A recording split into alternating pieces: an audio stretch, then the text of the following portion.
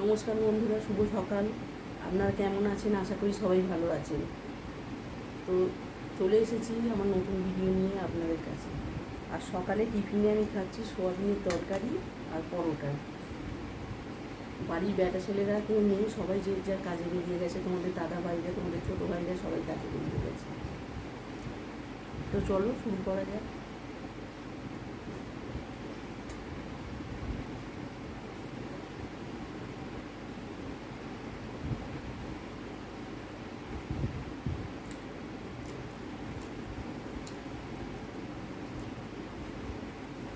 বন্ধুরা, সোয়াবিনের তরকারিটা কিন্তু অসাধারণ হয়েছে। নিরামিষ তরকারি কিন্তু খুবই ভালো হয়েছে।